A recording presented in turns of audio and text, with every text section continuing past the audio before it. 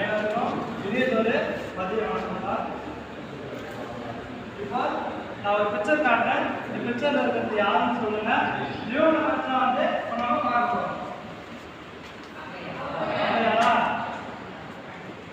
நம்ம எதாவது தப்பு பண்ணோம்னா வீட்டில் வந்து யாரும் நம்மளை திருத்துவாங்க. அப்பா அம்மா பாட்டிமா இவங்களாம் வந்து நமக்கு இன்னொரு அதே போல இந்த அவையார் வந்து சொல்லிருக்க கருத்து என்னன்னா முன்னோர்கள் வந்து எப்படின்னா இருக்கணும்னு சொன்னாங்க அப்படின்னு தான் பார்க்க போறோம். சரிங்களா? மூதுரை என்ற டாபிக் தான் நம்ம இப்ப பார்க்க போறோம்.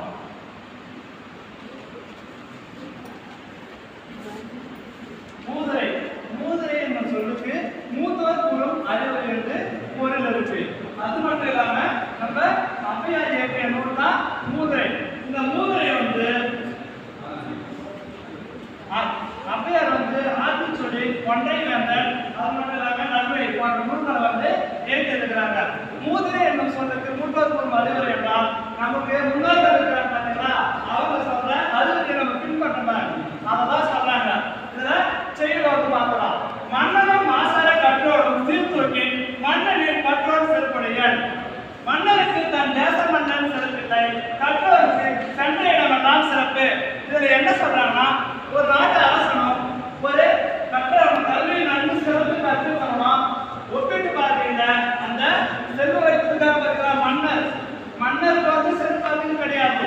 ஒரு நாட்டுடைய மன்னருக்கு வந்து அவருடைய தேசம், அதாவது பாண்டிய மன்னன் வந்து எடுத்துக்கொண்டு இருக்கணும்னா அவருடைய தேசம் வெளியே வச்சிருக்கா அதுல வந்து அவருக்கு சிறப்பு இருக்கு. ஆனா கல்வியை நன்றாக கற்று தேர்ச்சி அடைந்த ஒரு சக மனிதனுக்கு வந்து சென்ற இடமெல்லாம் சிறப்புன்னு சொல்றாங்க. புரியுதுங்களா? இதுல இன்னும் உங்களுக்கு புரியல சொல்லணும்னா நிறைய காசு வச்சிருக்காங்க, அவர்கிட்ட அதிக அளவு பணம் இருக்கு. ஒருத்தன் அதிகமா படிச்சிருக்கிறான், இதுல அதிகமா படிச்சிருக்கணும், அதிக அளவு காசு வச்சிருக்கணும். ஒரு இடத்துல வந்து வெளியே போறாங்க, போற இடத்துல வந்து பஸ்லயே ஏறாங்க. பஸ் படிக்கிறது இங்கிலீஷ் வேற ஏதாவது மொழி இருக்குது.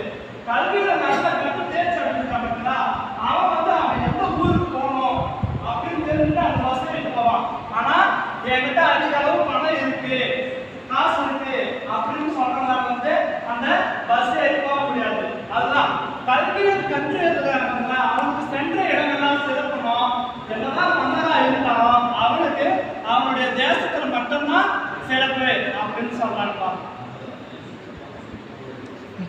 அப்போ சொல்லும் போது வந்து பாத்தீங்கன்னா மாசனை அப்படின்னு வந்து குற்றம் இல்லாத, சீர்தூக்கி அப்படின்னா ஒப்பிட்டு பார்த்தல்.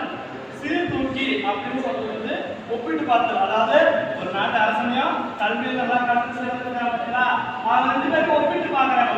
ஒப்பிட்டு சொல்லும் போது இந்த கல்வி கற்றவன் தான் வந்து உயர்ந்தவனா இருக்கான், மன்னன் வந்து மதிப்பு வந்து குறைவாகதான் இருக்கான். ஏதாவது எடுத்து சொல்றாங்க. அப்புறம் தேசம் என்பது வந்து நாடு, பாண்டிய நாடு, சோழ நாடு, சேர நாடு சொல்றாங்க. அந்த மாதிரி தேசம் அப்படின்றது நாட்டுக்கு இருக்குது. மன்னருக்கு அப்படின்னா மன்னனுக்கு.